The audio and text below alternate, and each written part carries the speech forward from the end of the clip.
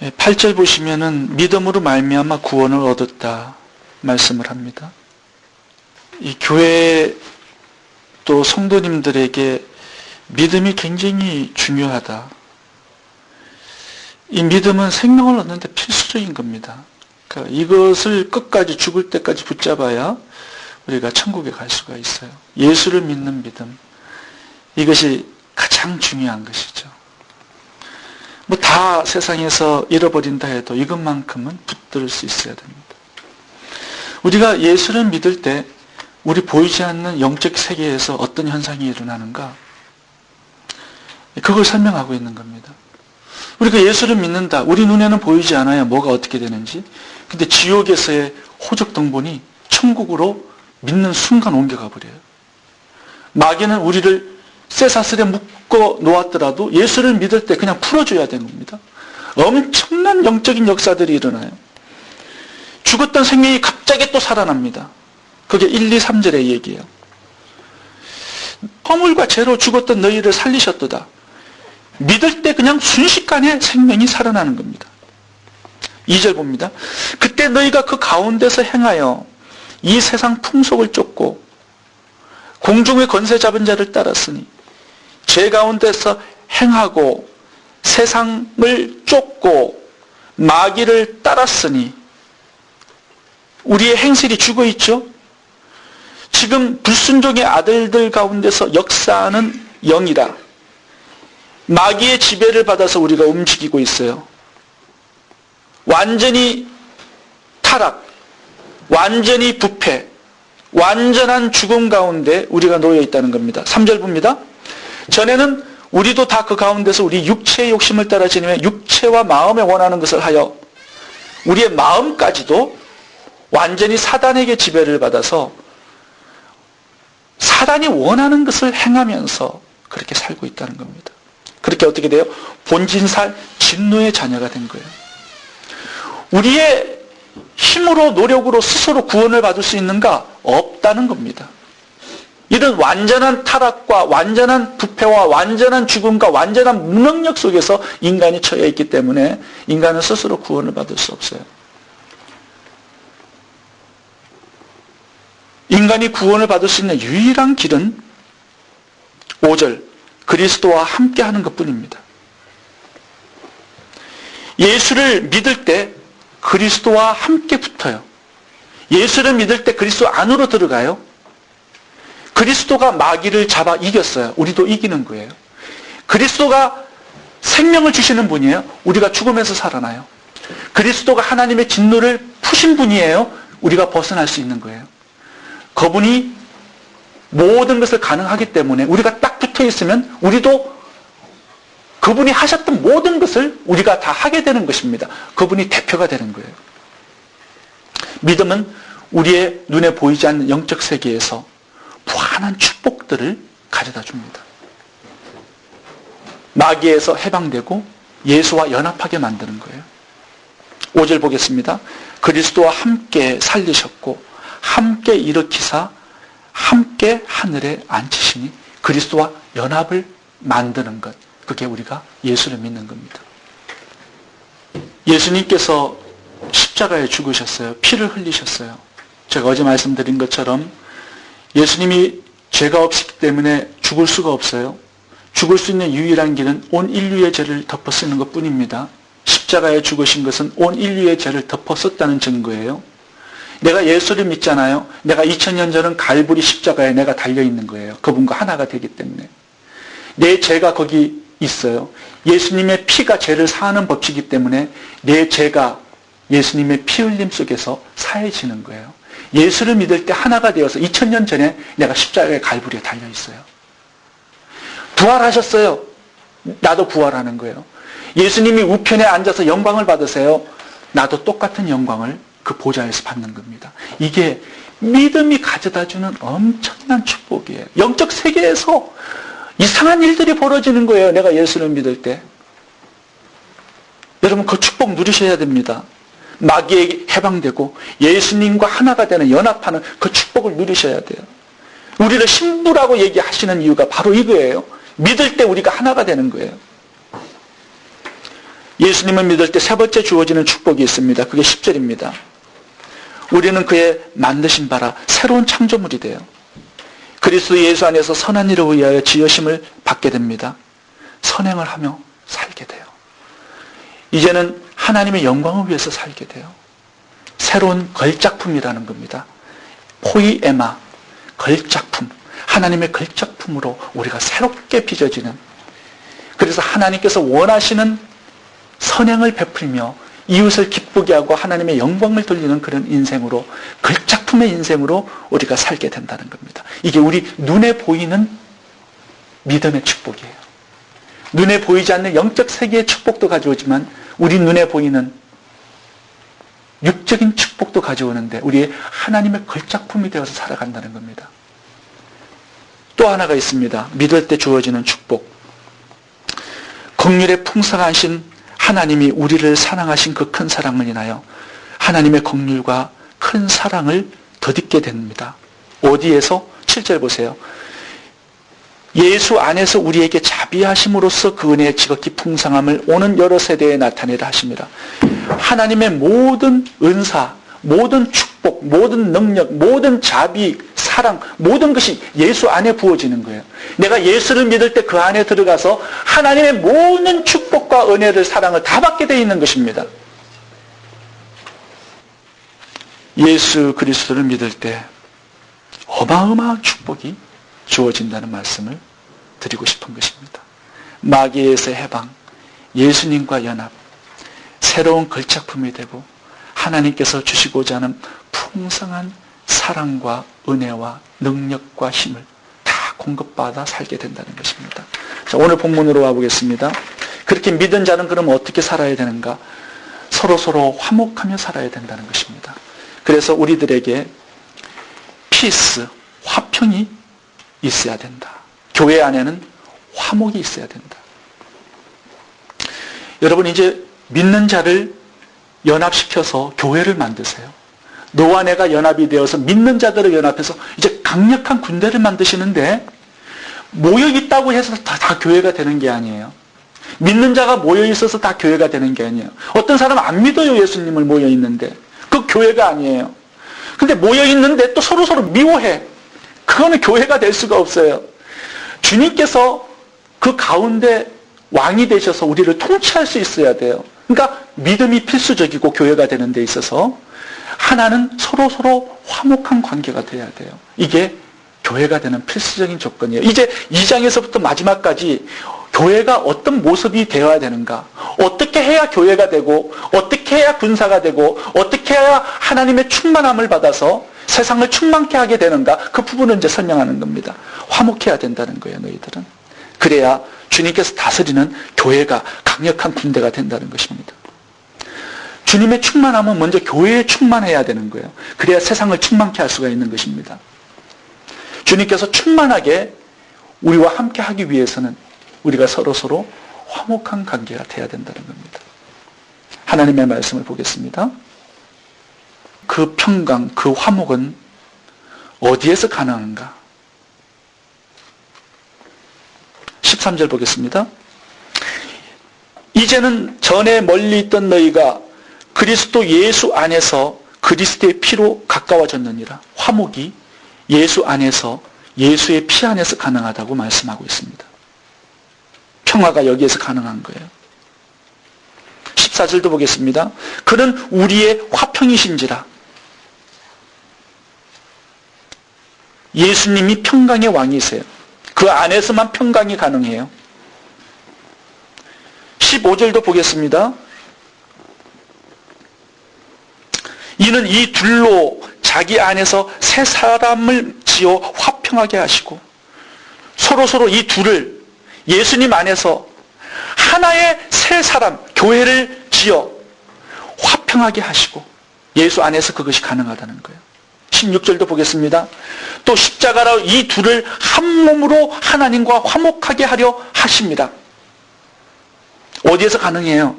이 교회가 여러 사람이 모여서 한 몸을 이루는데 어디서 가능하냐면 예수 그리스도 안에서, 십자가 안에서, 예수의 피 안에서 이것이 가능하다.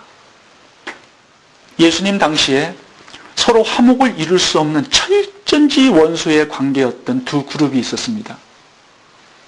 이 철전지 원수 이 두 그룹이 예수 안에서 하나가 되고 화목이 가능하다면 다른 것은 다 가능하게 돼 있어요. 그래서 오늘 본문의 11, 12절이 그 철전지 원수 간에 있었던 두 그룹을 소개하면서 이 두 그룹이 예수 안에서 화목이 가능했다. 그렇게 말씀을 하고 있습니다. 그러면 우리들도 화목은 가능한 것이다. 쉬운 것이다. 이렇게 설명을 하고 있는 거예요. 자, 11절, 12절을 보시면 두 그룹이 있는데 어떤 그룹일까요?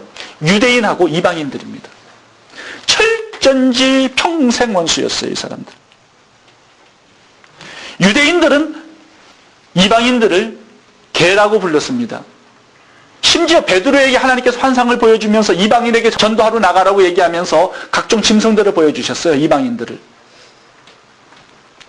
베드로가 그렇게 생각하고 있었기 때문에 보여준 거예요. 그 당시가 그랬어요. 그리고 함께 식사를 하면은 부정하게 돼요. 정결의식에 의해서. 그래서 이방인들하고는 식사를 같이 한 번도 한 사람이 없었습니다. 이 당시에. 철전지 원수였어요. 이스라엘 백성들은 하나님의 선택받은 백성으로 우월감을 가지고 철저히 이방인들을 무시하고 깔아뭉개고 경멸했습니다. 그 당시에 유대인과 이방인들은 철전지 원수였습니다. 근데 이 둘이 예수 안에서 예수의 피로 하나가 되는 교회가 된 거예요. 11절 12절을 보겠습니다. 그러므로 생각하라. 너희는 그때 육체로 이방인이요 손으로 육체에 행한 할례당이라 칭하는 자들에게 무할례당이라 칭함을 받는 자들이라. 무할례자, 이것은요 이방인들을 향한 욕이었습니다. 그 당시에. 12절, 그때의 너희는 이방인들을 얘기하는 거예요. 그리스도 밖에 있었고 이스라엘 나라 밖에 사람이라. 약속의 언약들을 대하여 외인이요 세상에서 소망이 없고 하나님도 없는 자이더니.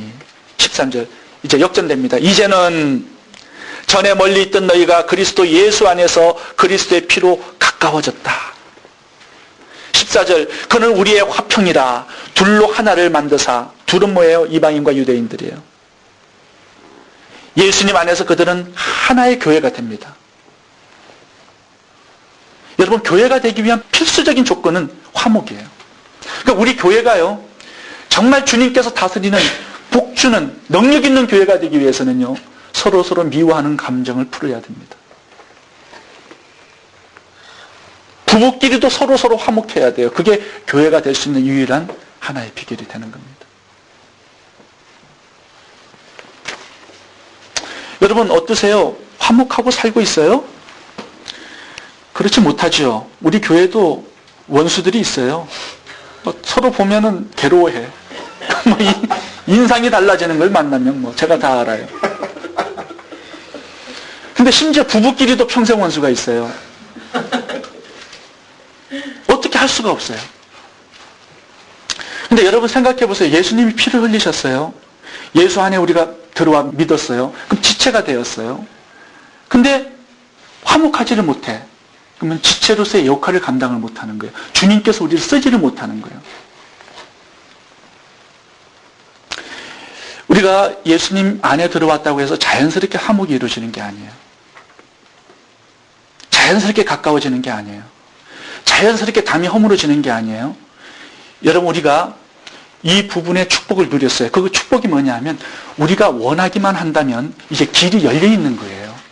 예수의 피 안에서, 예수 안에서 우리가 원하기만 한다면은 사단은 그것을 놓아줄 수밖에 없는 그런 법칙이 성립이 된 것이지, 예수를 믿는다고 해서 자연히 내가 노력하지 않아도 서로 화목하고 담이 허물어지고 원수가 친구가 되고 이런 일은 벌어지지 않습니다. 여러분 이걸 생각했을 때 아담과 하와가 선악과를 따먹을 때 하나님 말리지 않았어요. 다윗이 밧세바를 간음할 때 하나님 말리지 않았어요. 솔로몬이 1000명의 여자를 취했을 때 말리지 않았어요. 우리에게는 무한한 자유의지가 있기 때문에 이것을 잘못 사용하면 망하고 이걸 잘 사용해야 축복을 받을 수 있는 것입니다. 그래서 화목하라고 말씀하셨을 때 이제는 그 하나님의 말씀의 명령의 지배를 받아서 우리가 적극적으로 피스메이커로서 살아가야 된다는 거예요. 그래서 팔복에서는 화평케 하는 자는 복이 있나니 저희가 하나님의 아들이라 일컬음을 받는다 말씀하는 겁니다. 그래서 우리가 적극적으로 화목을 위해서 액션을 취하면서 주님께서 원하시는 화평의 왕의 통치를 받는 그런 관계로 우리가 들어가야 된다는 거예요. 자, 그럼 어떻게 하면 그렇게 될까요? 오늘 본문에서 몇 가지로 살펴보도록 하겠습니다. 첫 번째, 멀리 있는 사람을 가까이 하는 것. 이게 화목의 비결입니다. 13절을 보겠습니다. 이제는 전에 멀리 있던 너희가 그리스도 예수 안에서 그리스도의 피로 가까워졌느니라. 멀리 있는 사람을 가까이 하는 것. 이게 화목이에요.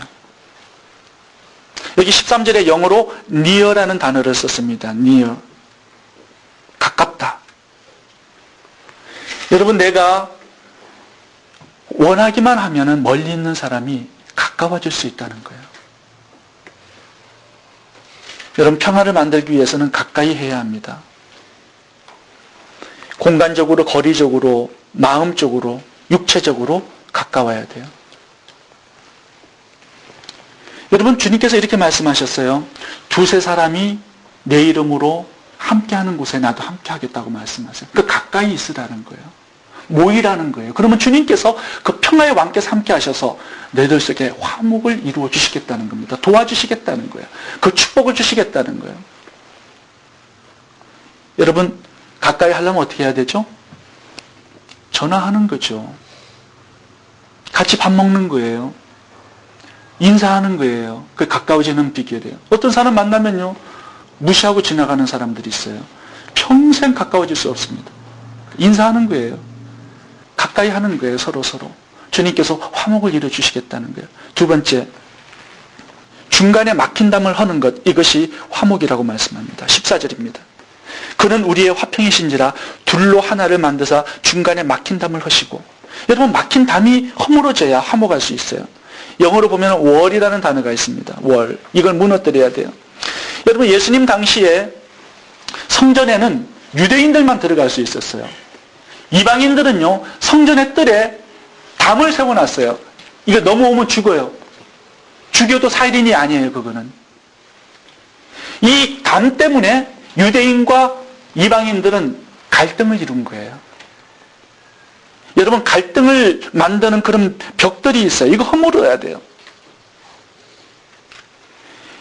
이 유대인들에게는 영적인 교만, 영적인 우월감, 이것이 담이었어요. 이방인들을 하나 되지 못하게 하는 담. 여러분, 교만 있죠? 영적 교만.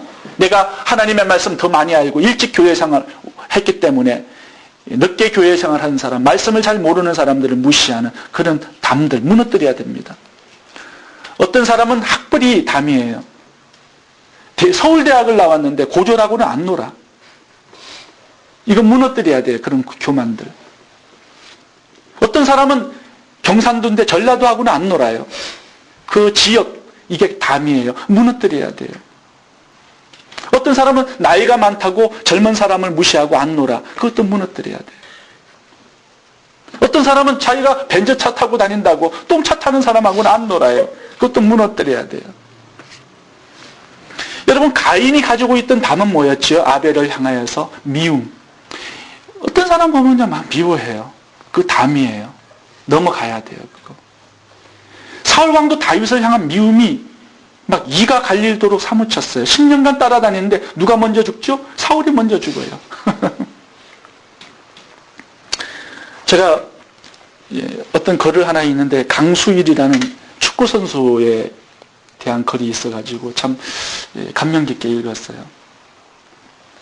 지금 인천 유나이티드 소속인데 공격수로 축구 스타입니다.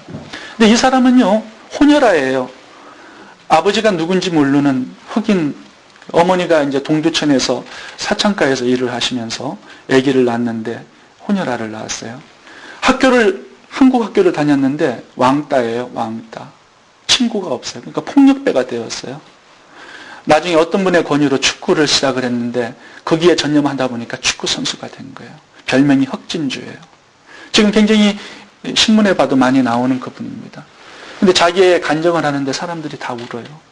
한국 사회가 정말 벽을 넘어갈 수 있는 인종적인 차별이 너무 심하다는 거예요. 혼혈아, 껌둥이, 이거에 대해서 사람들이 너무너무 차별을 두는 거예요. 그래서 이분이 그래요. 자기가 기도하고 있다고. 한국의 외국인 노동자가 100만 명인데 필리핀, 베트남, 캄보디아 이런 외국인들이 한국 사람들의 그 차별, 인종적인 이 갈등 이것이요 뼈에 사무치도록 너무 지나쳐요. 파키스탄에는 한국 사람 죽여버렸잖아요. 그 외국인 노동자가 돌아가가지고 한국 사람 막 이가 갈리도록 미워하는 거예요. 한국 사람들이 단일민족이기 때문에 이 담을 못 넘어요. 근데 그 담을 넘어서 화해하고 화목할 수 있어야 된다는 거예요. 교회를 이루기 위해서는. 여러분 담들이 있을 겁니다. 주님께서 깨닫게 해주시는 담들 잘 넘어가야 돼요. 세 번째는 희생해야 합니다. 이것이 화목을 이루는 비결이에요. 15절 16절을 보겠습니다. 원수된 것 곧 의문에 속한 계명의 율법을 자기 육체로 폐하셨으니 원수된 것을 어떻게 폐해요? 자기 육체로 십자가의 죽음으로 피를 흘림으로 희생함으로 원수된 것을 폐하고 화목해 하셨다는 것입니다. 16절도 보겠습니다. 또 십자가로 이 둘을 한 몸으로 하나님과 화목하게 하려 하십니다. 십자가. 이것이 있어야 이 둘이 한 몸으로 나아갈 수 있다는 겁니다. 누군가 희생이 있어야 된다는 거예요. 손해보지 않으려고 그래요. 자존심을 굽히지 않아요. 그러니까 화해가 힘든 거예요. 양보하지 않아요. 십자가에서 주님께서 하신 게 뭔지 아세요? 먼저 액션을 취하신 거예요. 우리와 화목하기 위해서. 이거 굉장히 필요합니다. 내가 자존심을 좀 굽히고 머리를 먼저 좀 숙이는 것. 이거 굉장히 중요해요. 먼저 액션을 취하고 먼저 사랑해요. 먼저 희생당해요. 먼저 섬겨줘요. 이것이 바로 화목의 비결이라는 겁니다. 예수님 십자가에 죽으셨을 때 휘장이 쫙 찢어지죠? 거기에서 화목이 이루어진 거예요. 내가 찢어지고 내가 조금 상처받고 내가 조금 낮아져도 괜찮아요. 주님께서 평강의 왕으로 우리와 함께 하셔서 우리를 다스릴 수 있다면 그 문을 내가 조금 열어줘야 된단 말이죠. 어떤 분은 아버지에게 상처를 받은 분들이 많아요. 아버지 용서해야 됩니다. 어떤 사람은 친척이 덩쳐먹었다고 용서 안 하는 사람이 있어요. 어떤 사람 말에 상처를 받아가지고 용서를 못하는 사람도 있어요. 여러분 특별히 원수를 위해서 기도해 줘야 됩니다. 그게 내가 좀 희생당하는 거예요. 주님께서 우리를 화목으로 이끄시는 비결이에요. 내가 조금 희생하는 거 그거 좀 괜찮아요. 내가 조금 자존심 상하고 전화 한 통 하는 거 이거 괜찮은 거예요. 내가 미안해 한마디 하는 거 괜찮은 거예요. 마지막 화목을 이루는 비결로 기도가 있습니다. 기도. 18절입니다. 이는 저로 말미암아 우리 둘이 한 성령 안에서 아버지께로 나아감을 얻게 하려 하십니다. 한 성령 안에서 성령이 활동을 하셔야 돼요. 기도해야 된다는 겁니다. 22절도 보겠습니다. 너희도 성령 안에서 하나님의 거하실 처소가 되기 위하여 예수 안에서 함께 지어져 가느니라. 여러분 서로 함께 하기 위해서는 성령께서 그 끈을 묶어주셔야 돼요. 사랑의 띠로 은혜의 띠로 묶어주셔야 돼요. 기도하셔야 돼요. 야복강에서 야곱이 기도했을 때 형 에서와 화목할 수가 있었어요. 성령 하나님께서 활동하시는 곳마다 평강의 왕께서 통치가 가능하다 이것입니다. 여러분 적극적으로 화목을 이루면서 사세요. 그래야 주님께서 통치하시는 교회가 될 수가 있습니다. 교회가 될 수 있는 비결은 서로 화목을 이루는 것입니다. 기도하겠습니다.